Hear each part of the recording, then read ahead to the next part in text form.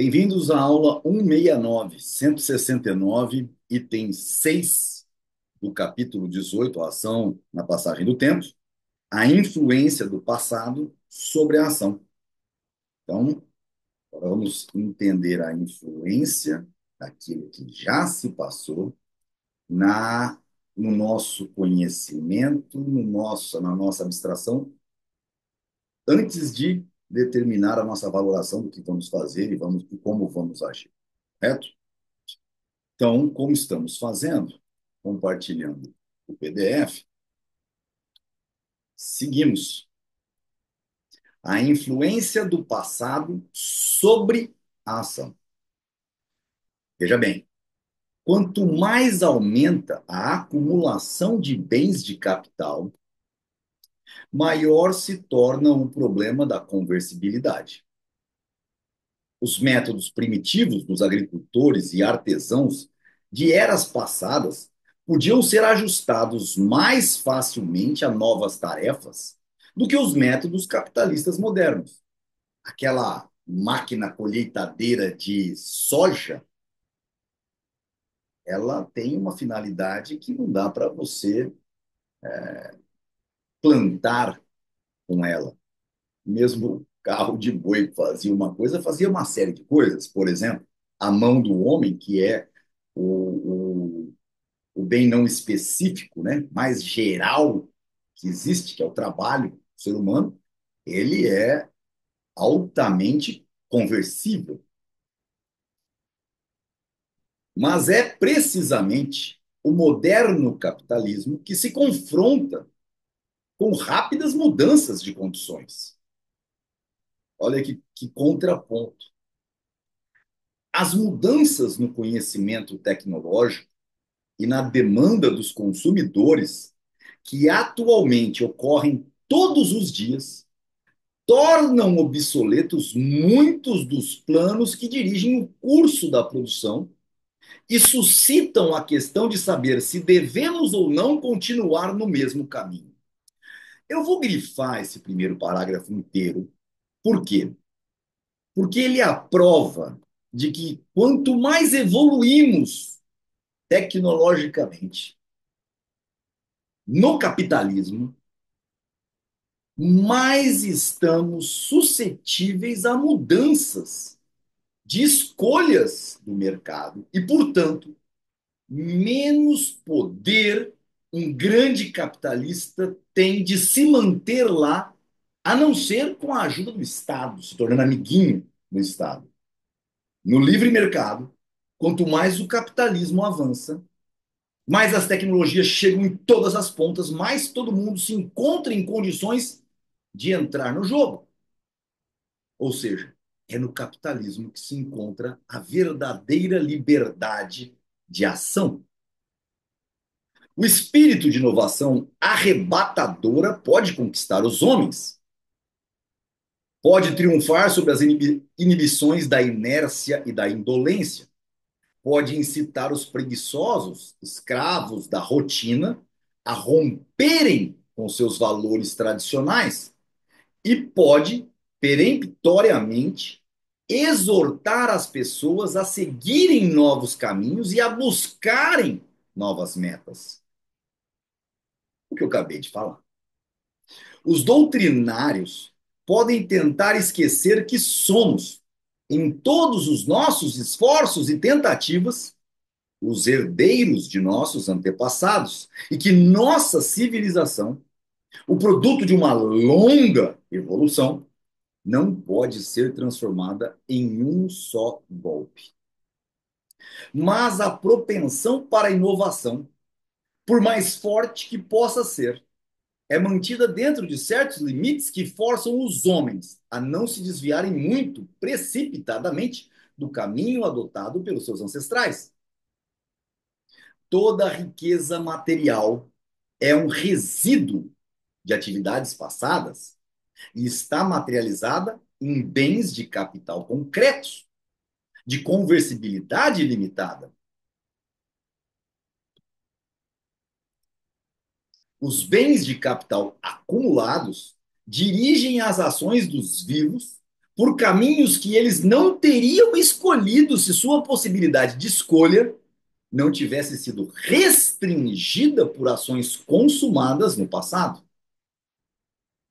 Isso é de suma importância. A escolha dos fins e dos meios para realizá-los, a escolha dos fins, dos meios para realizá-los, é influenciada pelo passado. Os bens de capital são um elemento conservador. Vou repetir. Os bens de capital são um elemento conservador. Forçam-nos a ajustar nossas ações para as condições que foram engendradas pela nossa própria conduta anterior, bem como pelos pensamentos, escolhas e ações das gerações passadas.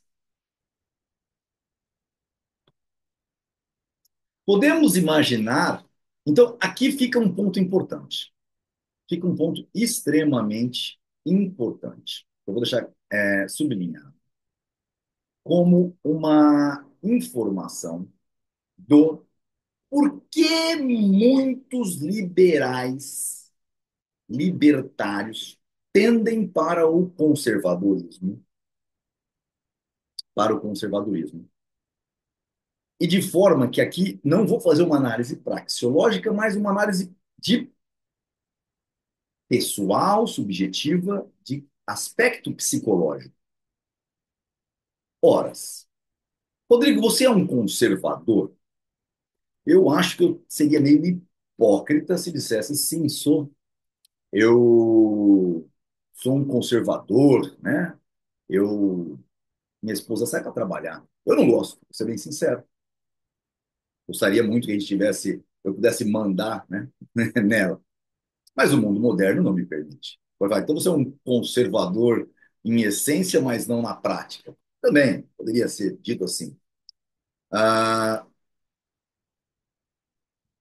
eu sou um conservador, mas eu não consigo me conceber vendendo minha filha como um dote para um casamento. Não consigo. E isso é ser conservador. Ora, a grande questão é a seguinte: por que que nós que lutamos tanto pelo liberalismo minarquista ou pelo libertarianismo, que são os dois espectros do individualismo, do indivíduo frente ao coletivo enquanto doutrina política, por que que nós tendemos para o conservadorismo? Tem tudo a ver com a consciência de propriedade privada. Sem medo de ser feliz falando isso. Por que está dizendo isso, Rodrigo?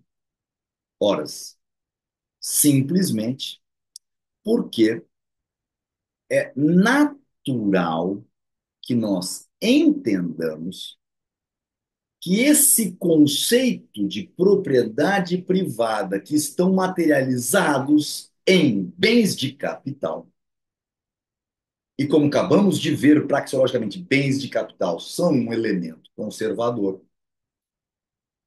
isso nos força, de certa forma, a valorar o conservadorismo, porque nos trouxe até aqui, enriquecendo-nos enquanto sociedade, como algo bom, como algo que deve ser colocado em boa conta, em análise preliminar, antes de qualquer tomada de decisão estapafúrdia.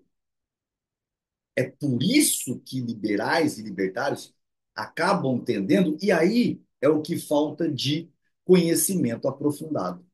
Porque muitos se jogam no conservadorismo e aí vão buscar na fé e na religião bases para querer se tornar totalitários no que tange a mandar na vida dos outros. E onde há um erro. E onde se tornam coletivistas e quando vão ver, já se tornaram socialistas. Óbvio que um socialismo diferente, baseado na fé e na teocracia. Então, muito cuidado, muito cuidado.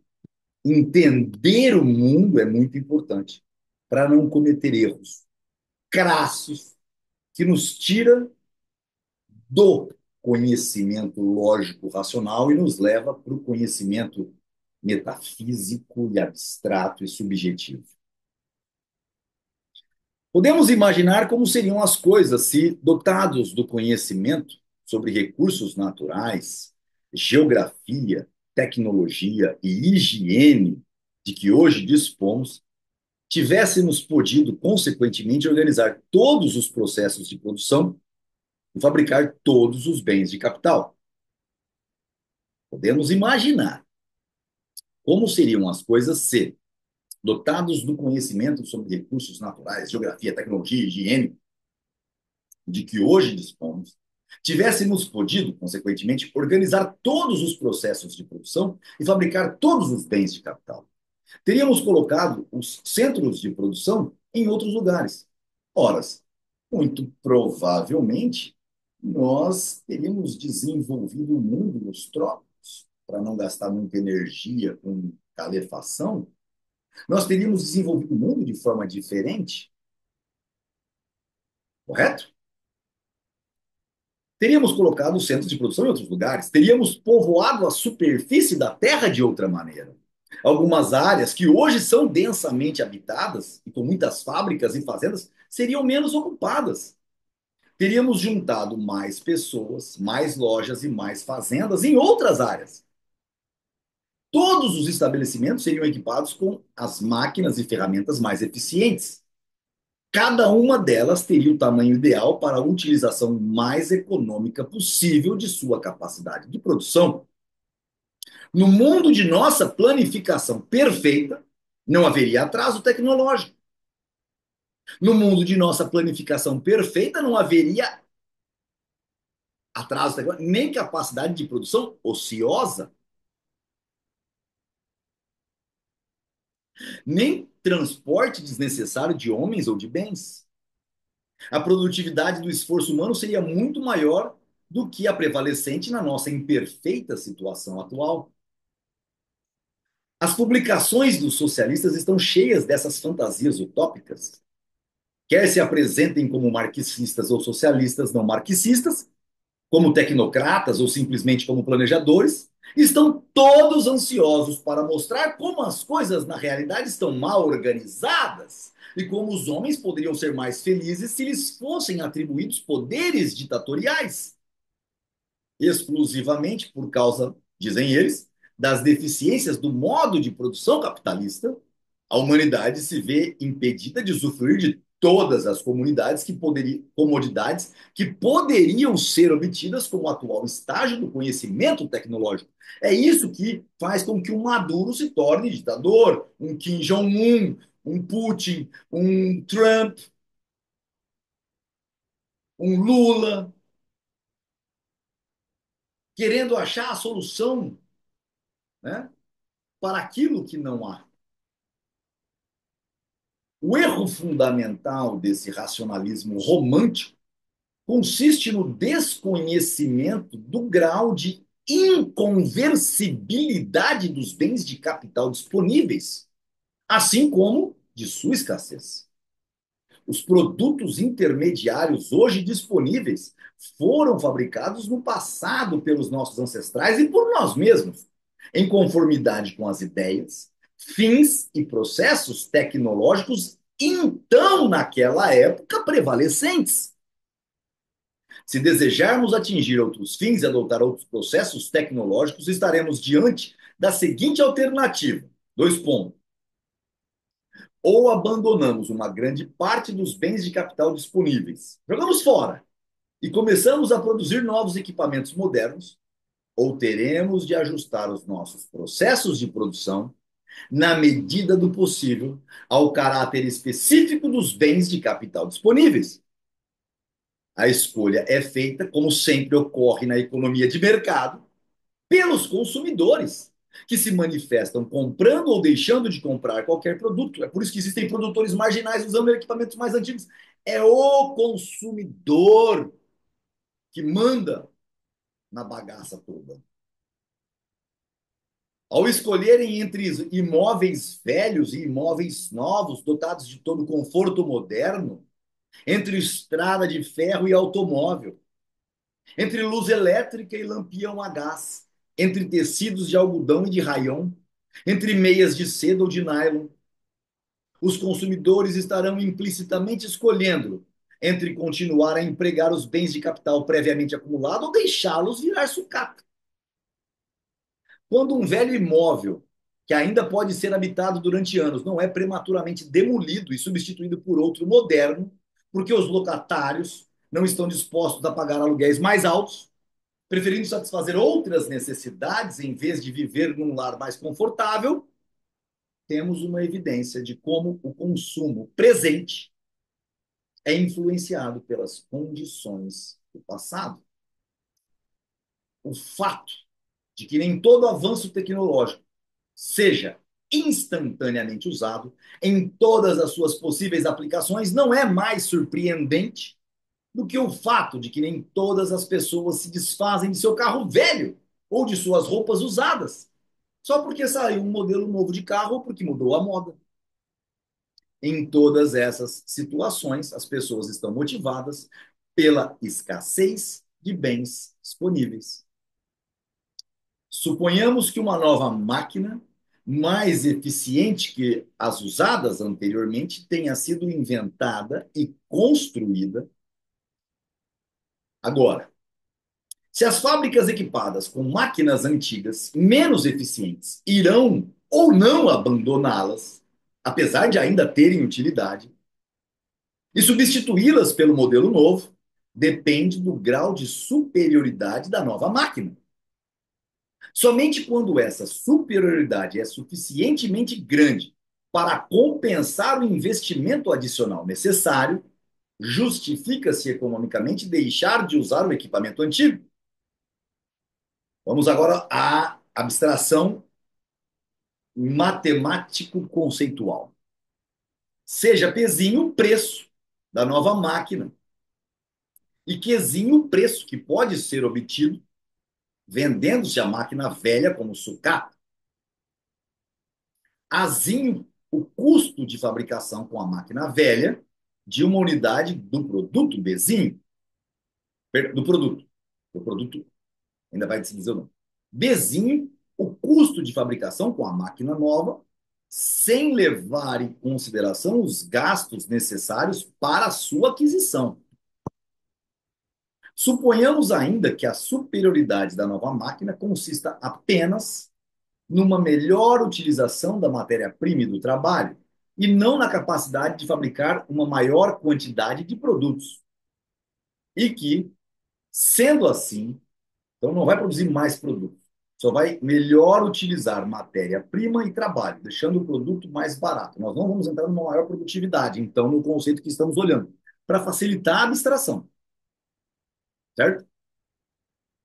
E que, sendo assim, o produto anual Zzinho permaneça inalterado. Ou seja, a quantidade de produtos que se fazia com a, com a máquina, com a máquina antiga, velha, né, é igual à quantidade de produtos que se faz com a máquina nova. Ok? A quantidade. Nesse caso, a substituição da máquina velha pela nova é vantajosa quando, se o ganho, o que é o ganho? Que é o ganho? Que ele chama de ganho. Z é a quantidade de bens produzidos, certo? Azinho é o custo de fabricação com a máquina velha. Bzinho é o custo de fabricação com a máquina nova. Custava 100 para produzir com a máquina velha. Com a otimização de matéria-prima e mão de obra, faz-se por Bzinho, que é 90. Z são 100 mil unidades.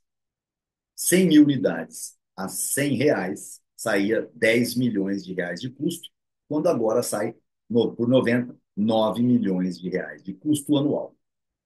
É suficientemente grande para compensar o gasto. Qual gasto? Pzinho menos Qzinho. Se P seja o preço da máquina e que o preço que pode, então, P custa R$ 1 milhão. Qzinho, que é vender a máquina velha como sucata, custa R$ 100 mil. P menos Q custa 900. Você vai ganhar 1 milhão, vai gastar 900. É suficientemente grande. Suficientemente grande aqui, eu vou deixar isso aqui,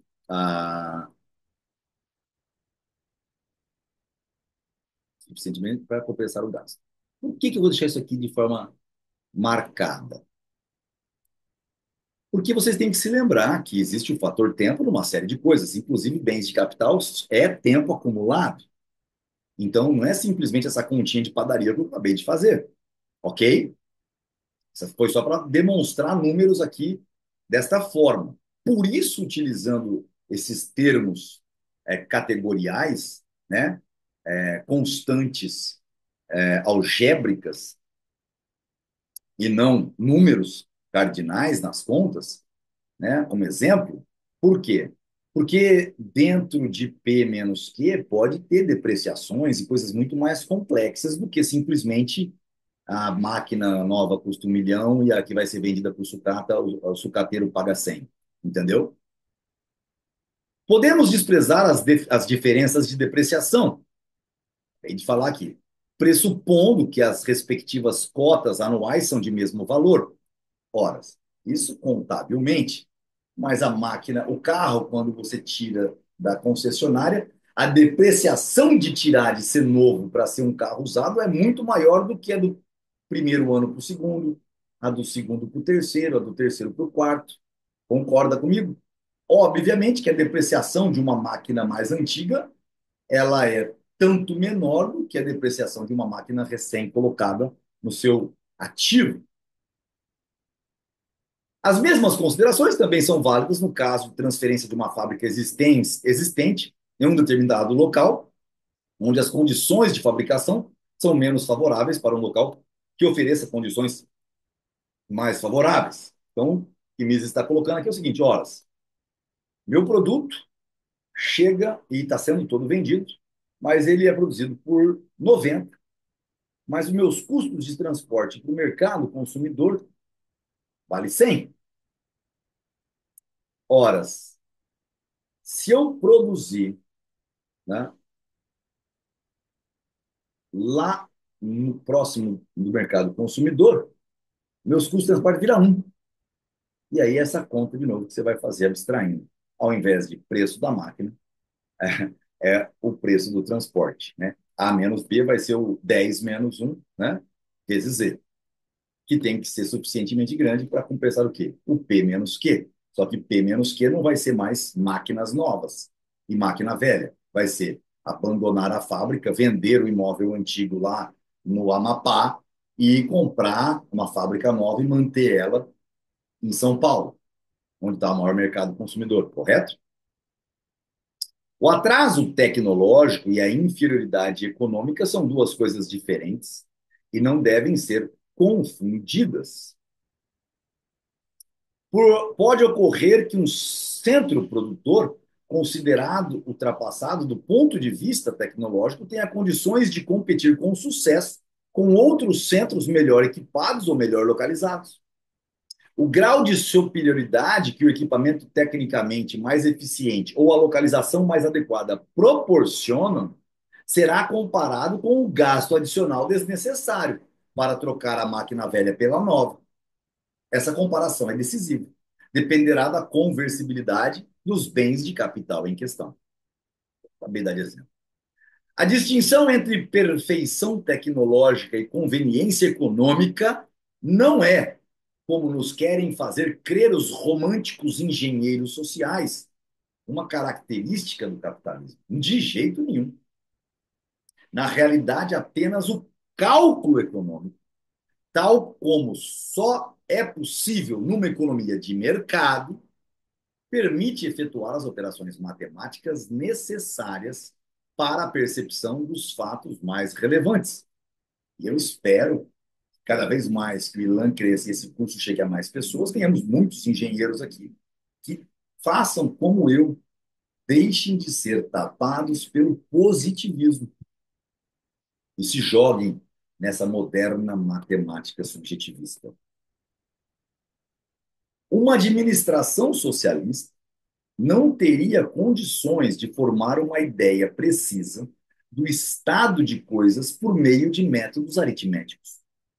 Repito, leia com muito cuidado o parágrafo anterior para se entender que uma administração socialista, como não há cálculo econômico sobre o socialismo, como que não há? Não há, já foi falado lá atrás, vai ser falado lá na frente com mais critério ainda, né, usando construções imaginárias, mas como não há cálculo econômico sobre o regime socialista, porque não há preços de verdade, preços de mercado, há um planejador que diz o que deve ser produzido.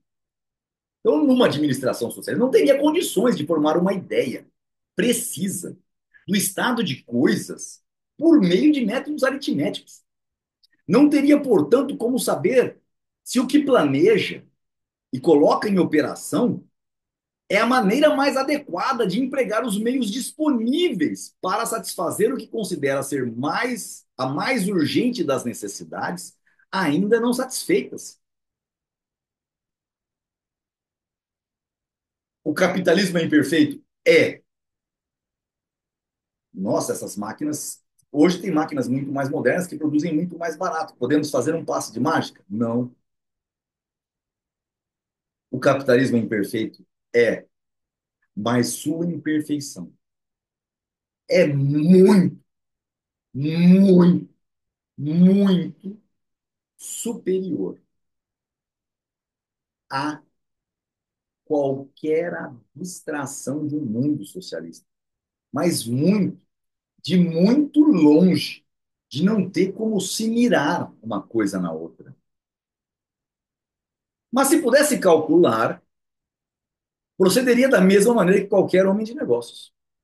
Não desperdiçaria fatores de produção escassos para satisfazer necessidades consideradas menos urgentes, se isso impedisse a satisfação de necessidades mais urgentes. Não se apressaria a sucatear instalações ainda úteis, se o investimento necessário impedisse a expansão da produção de bens considerados como mais urgentes e necessários.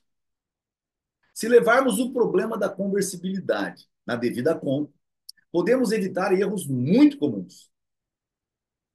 Veja-se, por exemplo, o argumento usado em favor da proteção da indústria nascente. Seus defensores alegam que seria necessária uma proteção temporária para que fosse possível desenvolver indústrias de transformação nos locais em que as condições naturais para sua implantação são mais favoráveis, ou pelo menos não são menos favoráveis do que nas áreas onde os competidores já estabelecidos acham-se instalados. Segundo o argumento em questão, as indústrias mais antigas estariam sendo beneficiadas por se terem estabelecidos antes. Segundo o argumento em questão, as indústrias mais antigas estariam sendo beneficiadas por se terem estabelecido antes. Estariam sendo favorecidas por fatores históricos, acidentais e manifestamente irracionais. Essa vantagem impediria o estabelecimento de concorrentes em áreas cujas condições possibilitariam uma produção mais barata, ou pelo menos não mais cara, do que os estabelecimentos mais antigos. Podem dizer que a proteção da indústria nascente é onerosa durante algum tempo, mas os sacrifícios feitos seriam amplamente recompensados pelos ganhos a serem auferidos mais tarde. A verdade é que a implantação de uma indústria nova só é economicamente vantajosa se a superioridade da nova localização é tão grande que supera as desvantagens resultantes do fato de abandonar os bens de capital inconversíveis e intransferíveis que foram investidos no estabelecimento já existentes. Se for esse o caso, as novas indústrias poderão competir com sucesso com as antigas, sem qualquer proteção do governo. Se não for esse o caso, a proteção que lhes é assegurada é um desperdício, mesmo que seja apenas temporário e que a nova indústria possa viver mais tarde pelos seus próprios meios. A tarifa aduaneira equivale virtualmente a um subsídio que os consumidores são obrigados a pagar como compensação pelo emprego de fatores escassos de produção em substituição aos bens de capital ainda utilizáveis que serão sucateados. E pelo fato desses fatores escassos terem sido desviados de outros empregos nos quais prestariam serviços mais valorizados pelos consumidores.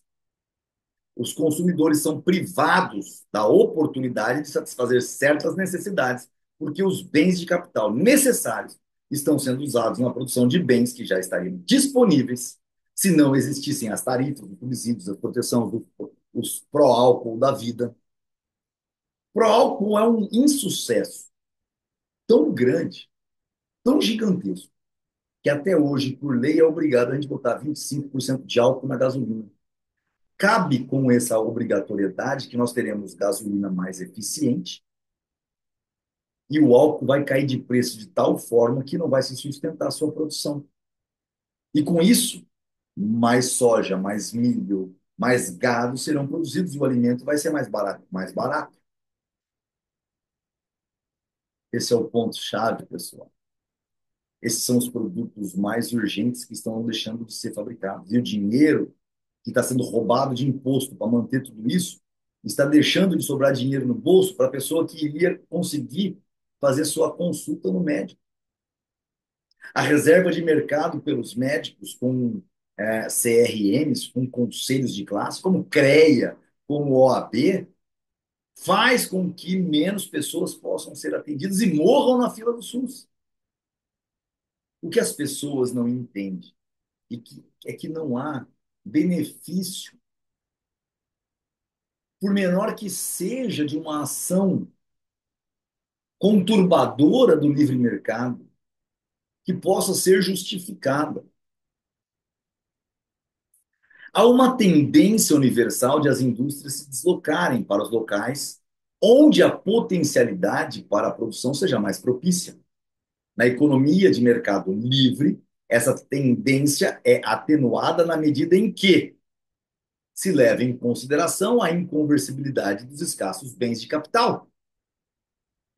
Esse elemento histórico que nos traz a riqueza atual, todo o passado, já vimos o porquê. Esse elemento histórico não dá às indústrias antigas uma superioridade permanente. Tanto que nós evoluímos. Apenas impede o desperdício decorrente de investimentos que, por um lado, tornam ociosa uma capacidade de produção ainda utilizável e, por outro, restringe a disponibilidade de bens de capital que poderiam possibilitar a satisfação de necessidades ainda não satisfeitas. Ah, e o agro é conservador. É sim, super conservador, cheio de drone nas plantações. Solinfitec, uma empresa de Araçatuba, modernizando, robotizando o sistema. Ai, mas eu gosto de falar, nós vai, nós vem, nós fumo. Eu sou um cara conservador. Conservador aonde, cara pálido? Você só está querendo manter uma cultura de meio de vida que lhe privilegia ou que propagandeia a sua superioridade dentro de uma sociedade para conquistar uma mulher, ou o cowboy gay já tem muito, ou até um homem, sei lá eu, né? Então, o conservadorismo, como eu já expliquei no conceito psicológico, ele nos garante o quê? Ele apenas impede o desperdício decorrente, o conservadorismo decorrente de más ações intempestivas. Você olha o passado, como as pessoas viviam, aprende, olha para as ações que agora você tem que tomar e as toma com base no conservadorismo. Mas não que você seja um conservador. Se o seu vizinho está usando drone e está ganhando 10 vezes mais do que você passa a falar tchau conservadorismo, tchau carro de boi. Fica só na música. Carro de boi lá vai, andando pelo estradão, vai levantando poeira, poeira vermelha, poeira, poeira do meu sertão. É lindo, bucólico. Já ficou em cima de um cavalo, andando atrás de uma comitiva com poeira vermelha na sua cara, num sol de 40 graus, mais, com um chapéu na cabeça para não se queimar do sol, mas sua cabeça a 47, 48 graus.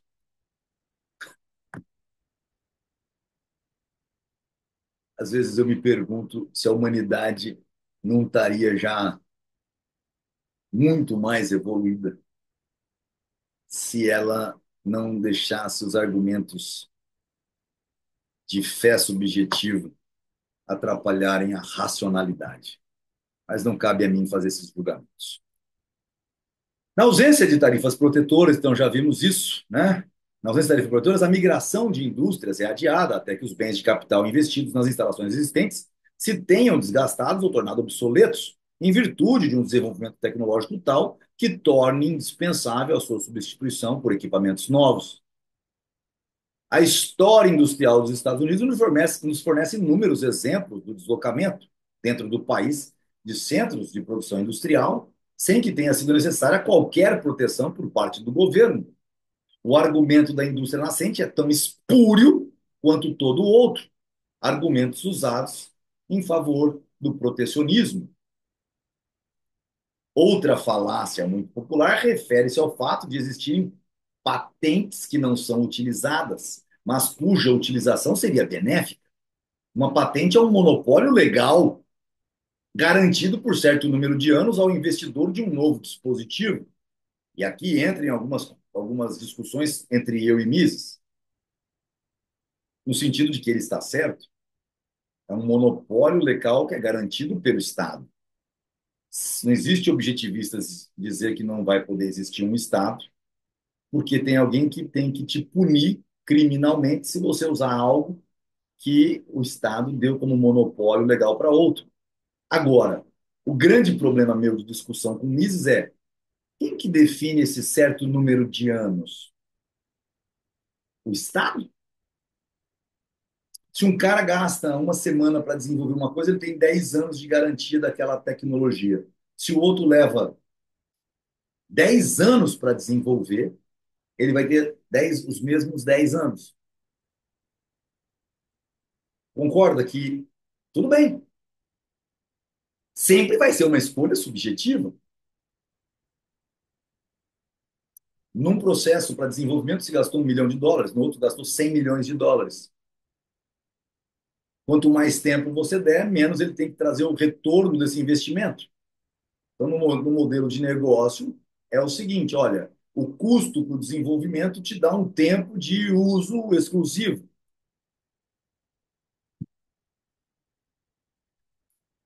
A minha discussão com o Mises é justamente o seguinte: não tem que ter monopólio legal. Conhecimento é de todos. O que tem que ter é direito de segredo industrial. Por que que a Coca-Cola tem que dizer o que ela usa na sua produção? Ah, porque a Anvisa precisa saber se não vai matar ninguém. Balela, pessoal. Balela. Mentira. É justamente para o Estado se fazer presente em tudo. Não existe nada que possa garantir a tese do monopólio legal do conhecimento. Você recai no socialismo. É uma pena Mises ter falhado nesse ponto, pelo menos no meu conceito. Por quê? Porque ou você guarda na sua cabeça, ou no cofre, como fazer, ou não tem o que ser feito. Tem coisas da minha tese que eu não coloquei na minha tese escrita. Está tudo na minha cabeça. Não explico como faço. Rodrigo, se você morrer amanhã, se perde, você perde. Se perde. E aí, enquanto eu achar que eu ainda posso tirar valor disso, eu não vou passar isso somente por egocentrismo para os outros, para ficar gravado na memória. Guardo comigo. Esse é o monopólio natural. Deus me deu a cognição capaz de criar tais coisas Fique comigo. Vale a pena uma palestra sobre direitos autorais. No momento, não estamos interessados em questão de ser ou não uma boa política conceder privilégios aos inventores. Ver página 449 e 450, que são os preços monopolísticos, onde ele vai defender a importância de existir esse direito legal. Mais lá para frente, na página 773 e 774, vai tratar desse assunto.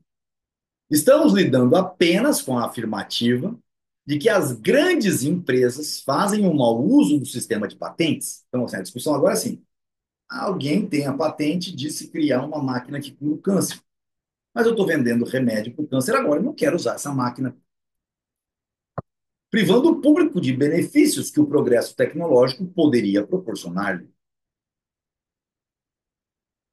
Você cria, você cria uma pílula que cura qualquer tipo de câncer. Quanto que ela vale? Se você for um idiota e patentear isso, ela vai ter um valor que vai decair com o tempo. Se você vender pílula a pílula, você se torna o homem mais rico do mundo. Ao conceder uma patente a um inventor, as autoridades não investigam o significado econômico da invenção. Estão preocupados apenas com a prioridade da ideia e limitam o seu exame a aspectos técnicos. Examinam com o mesmo zelo imparcial uma invenção que pode revolucionar a indústria e uma engenhoca tola cuja inutilidade é óbvia.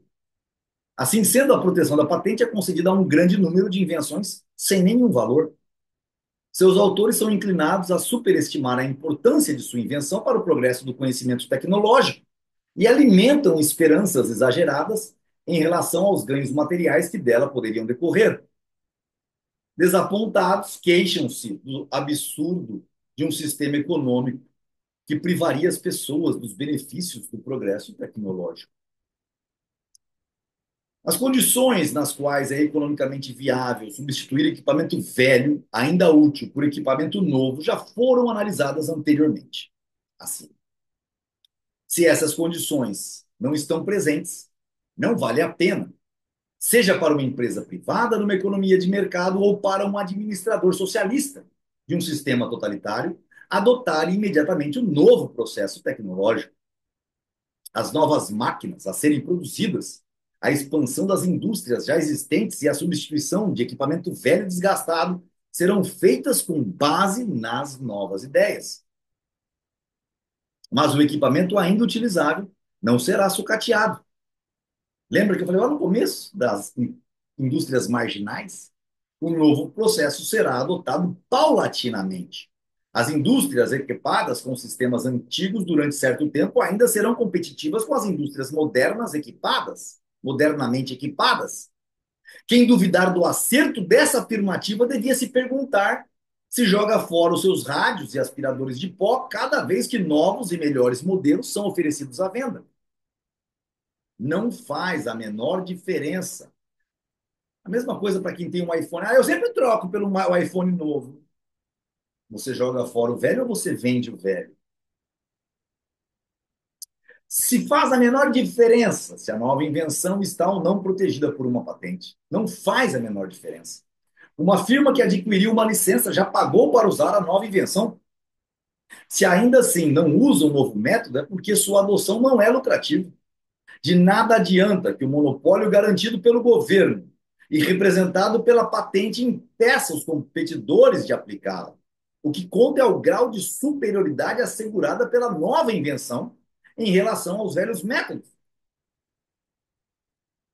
Eu sou inventor de um bloco de concreto extremamente eficiente.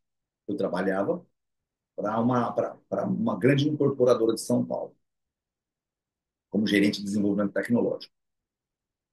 Eu desenvolvi, a patente é deles, só que já não é mais que eu. A gente conseguiu a patente já 6 meses depois. Eles é uma grande incorporadora de São Paulo, tinha uma advocacia muito boa, e eles conseguiram a patente em 6 meses. Então, se dura 10 anos essa patente, porque é uma patente de melhoramento de uso, né? Porque o bloco já existe. Não sei se deu 10 anos ou 5 anos, já venceu. Eles nunca fizeram, nunca usaram. Por quê? Porque não valia a pena, comercialmente falando, investir nisso. Superioridade significa, bom, de nada adianta garantir. O que conta é o grau de superioridade assegurada pela nova inovação em relação aos velhos métodos. Superioridade significa uma redução no custo de produção por unidade ou tal aumento na qualidade do produto que os compradores se dispõem a pagar preços compativelmente mais elevados. A ausência desse grau de superioridade capaz de tornar lucrativa a transformação constitui prova evidente de que os consumidores estão mais interessados em adquirir outros bens do que em desfrutar dos benefícios da nova invenção. Aos consumidores cabe a última palavra. Esse bloco ele dava um resultado de paredes e alvenaria estrutural mais eficiente do que o bloco normal, que não encaixa septo com septo. Ele tinha uma eficiência muito maior, formato e tudo mais. Enquanto há uma grande prédios de 25 andares, 30 andares que permitem a gente usar o bloco tal como hoje é produzido, não tem por que fazer prédios de alvenaria estrutural mais altos. Quando o mercado assim exigir, provavelmente a Cirela sairá na frente, porque tem o conhecimento.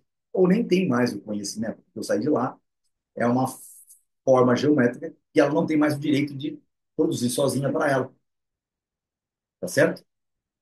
Talvez tivesse sido muito mais interessante nós termos patenteado esse produto hoje, ou daqui 5 anos, que lhe conformaria um direito de uso por mais tempo que os seus concorrentes.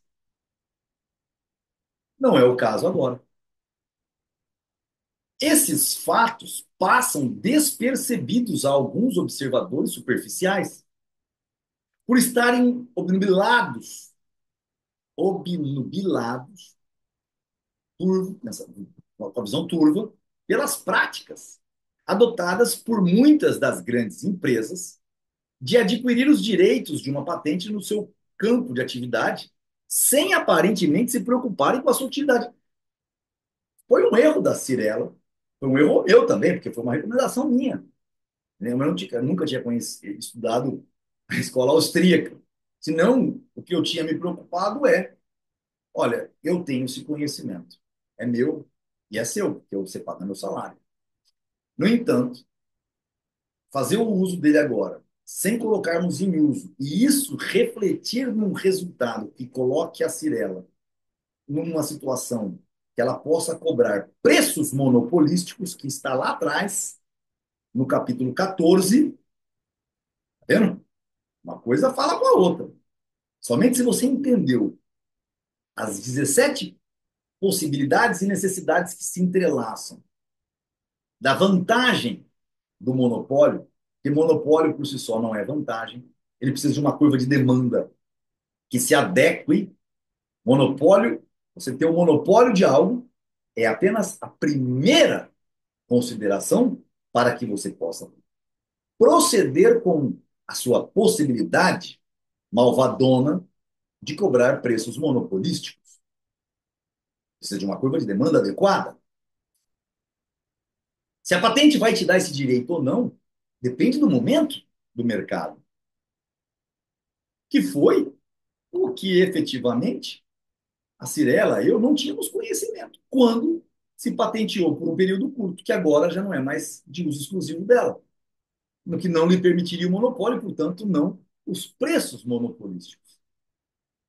O fato que poderia colocá-la na frente agora é que, em nenhuma outra construtora tendo este conhecimento, e só ela tendo, se ela monta uma fábrica de blocos e não vende para o mercado, somente para ela, e tem o conhecimento do cálculo estrutural, que é levado em consideração para utilizar esse bloco, ela continua na frente, mas não por um direito legal monopolista concedido pelo Estado.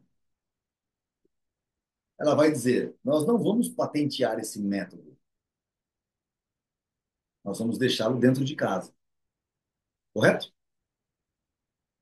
Essa prática decorre de várias considerações.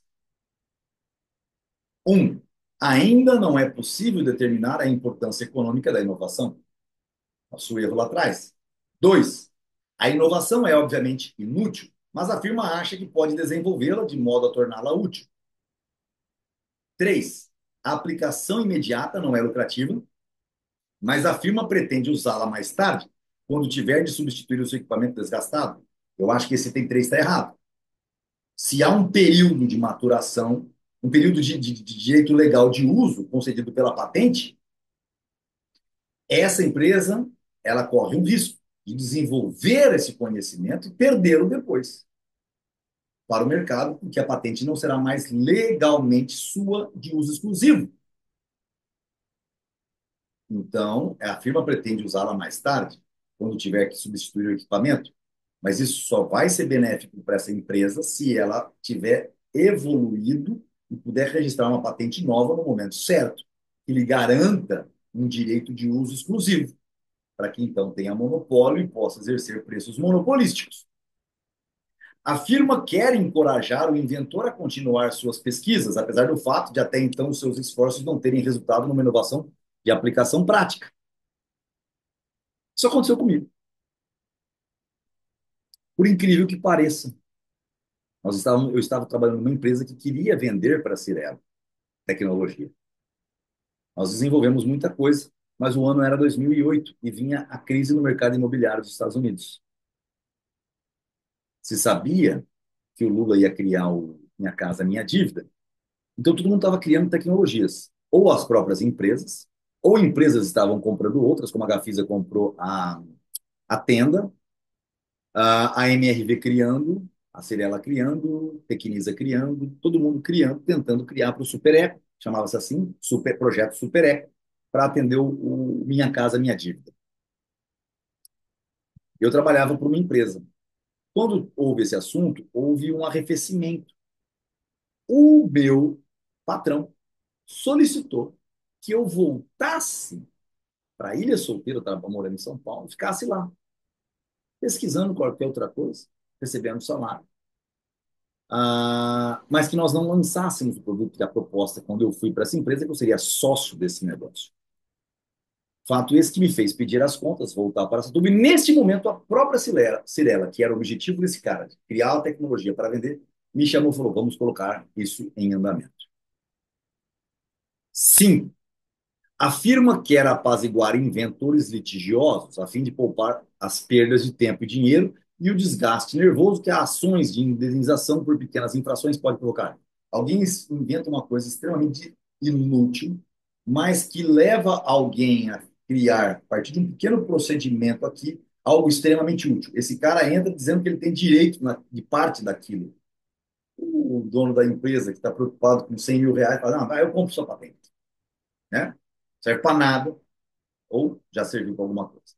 A firma recorre ao suborno disfarçado, ou cede à chantagem velada ao pagar por patentes inúteis de funcionários, engenheiros ou outras pessoas influentes de firmas ou instituições que são seus clientes ou podem vir a sê-lo. Toda vez que existe regra colocada pelo Estado, toda vez, existe corrupção. Eu não estou dizendo pode existir corrupção. Toda vez que algo é do direito positivo, tem corrupção. Tem corrupção. Todo juiz de direito é corrupto. Todo promotor é corrupto. Todo advogado, até pela própria especificidade da profissão, é um corrupto. Corrupto no sentido de não ser o justo, justíssimo dentro da justiça, que, se for subjetivista, não é justiça. Matar é justo? Pode ser. Estuprar é justo? Pode ser. Se for lá no Afeganistão, pode ser. Olha, pessoal, justiça é justiça. E não justiça é injustiça. Ponto. se você relativiza isso. Tá tudo bem. Tá tudo bem ter um Mao Tse Tung, um Stalin entrando na sua casa, tomando sua propriedade. É justiça, né? Para quem? Relativo. Ah, se o invento é tão superior ao processo antigo, a ponto de tornar imperiosa a imediata substituição do equipamento velho pelas novas máquinas, a transformação será efetuada, quer a patente esteja nas mãos dos proprietários do equipamento antigo, quer esteja nas mãos de uma firma independente. As afirmativas em sentido contrário implicam na suposição de que não só o inventor e seus advogados, mas também as pessoas que já atuam no setor industrial em questão ou em que estão dispostas a entrar se lhe surgir uma boa oportunidade comercial, não são capazes de perceber a importância desse invento, perdão.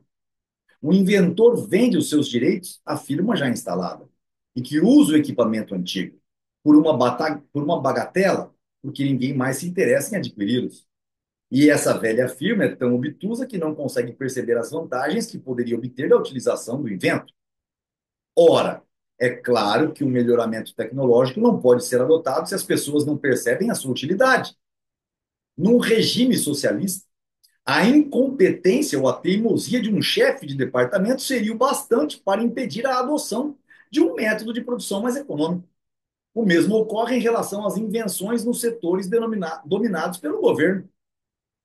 Os exemplos mais conspícuos são proporcionados pelo fato de eminentes estrategistas militares não terem sido capazes de perceber a importância de novas descobertas.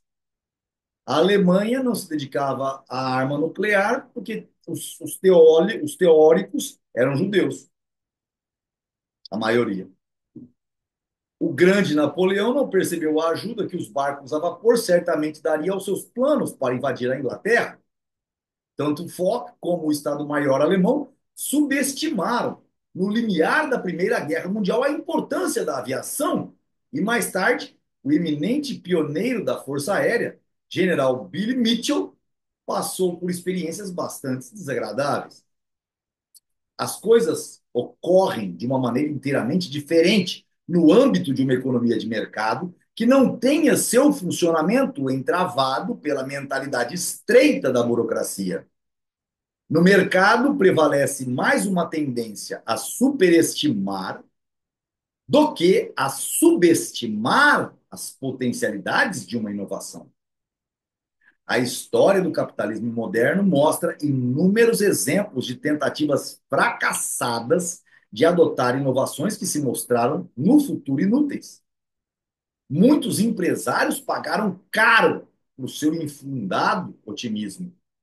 Seria mais realista culpar o capitalismo por sua propensão em superavaliar inovações supérfluas do que por sua alegada não utilização de inovações úteis.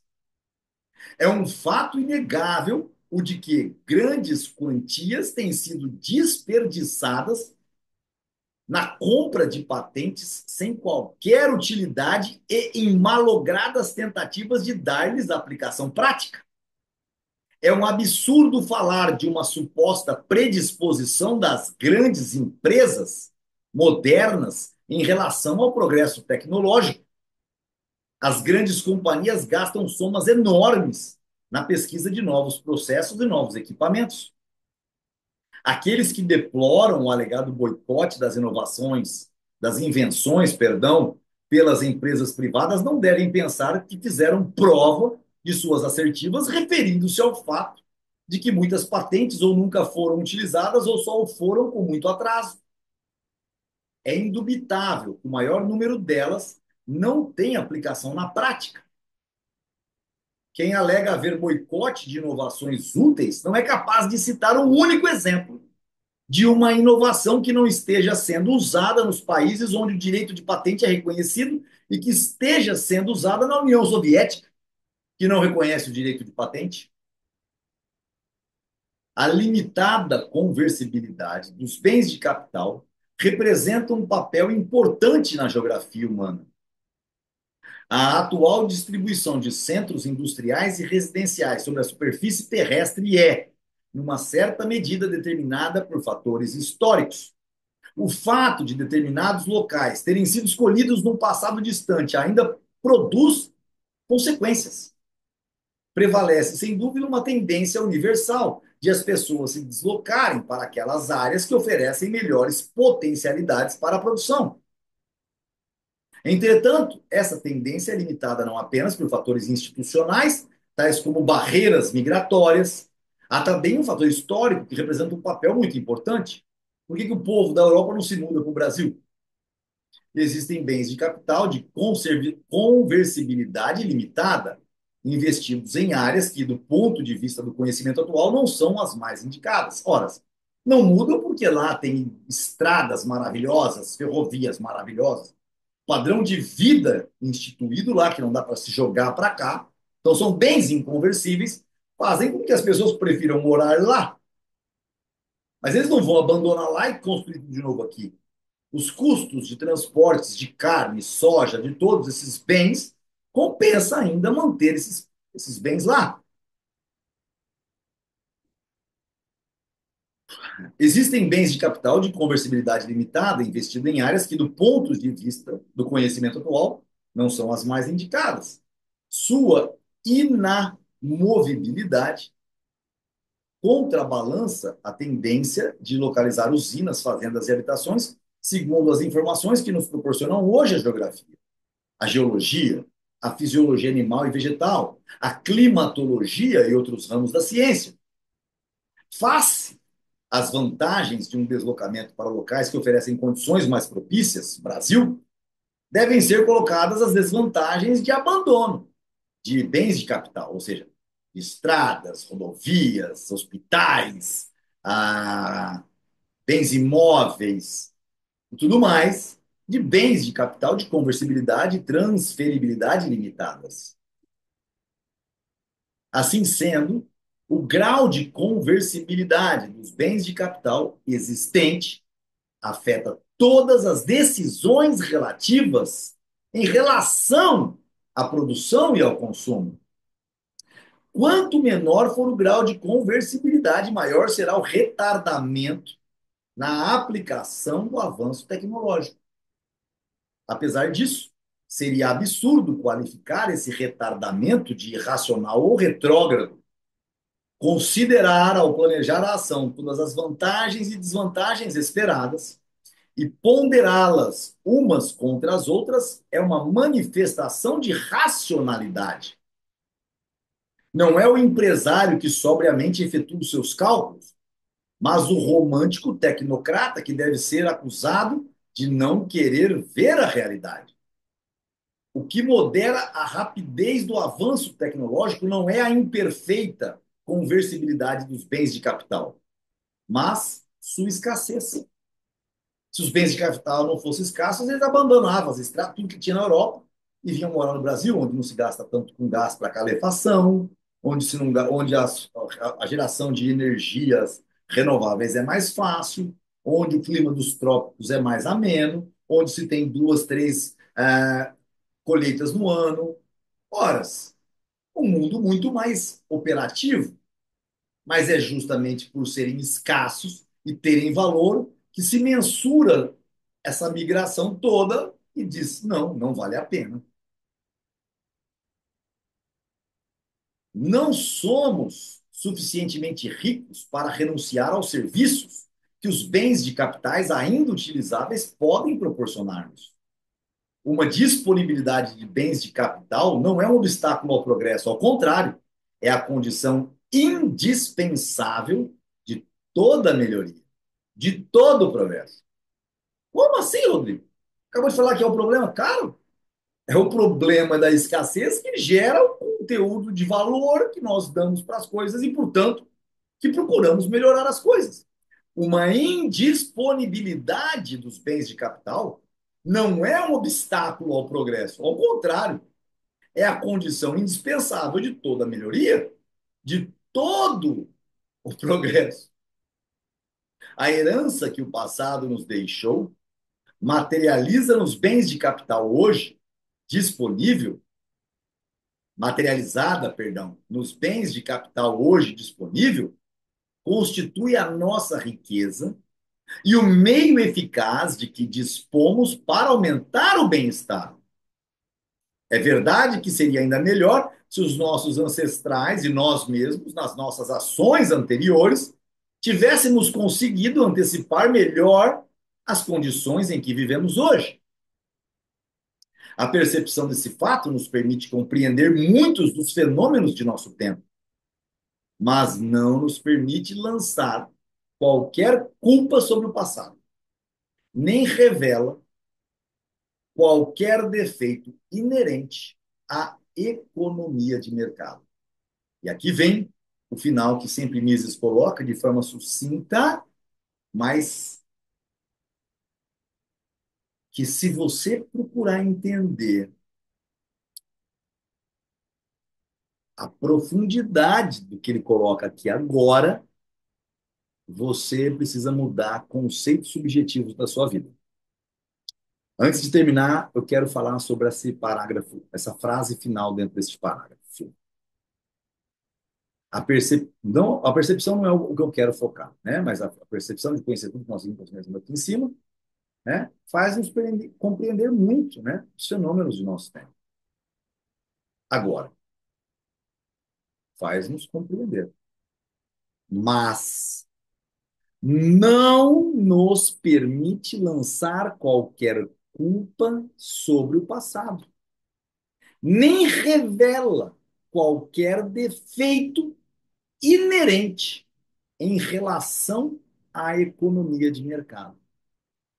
Rodrigo, onde você está querendo chegar? Onde você está querendo chegar com isso?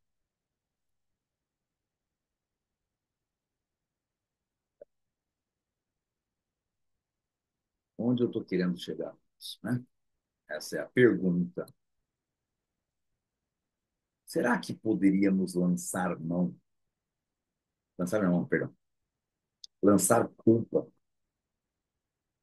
sobre o passado do Brasil, colônia, e dizer que temos uma dívida histórica com os herdeiros, com os descendentes dos afrodescendentes trazidos da África para o Brasil como escravos?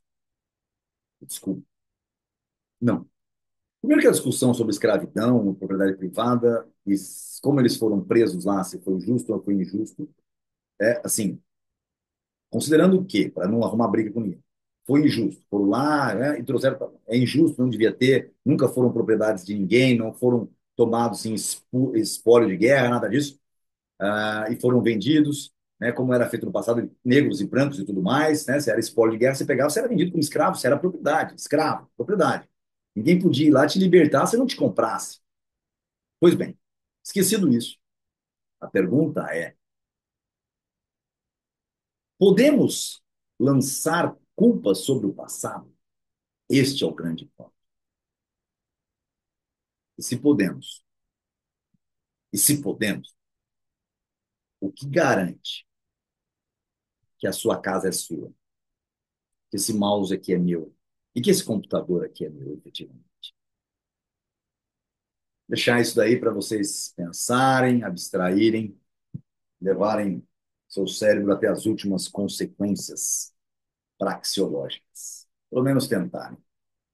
Um grande abraço, foi uma aula magnífica, uma daquelas aulas que realmente mudam o conceito de quem entende o que foi dito aqui.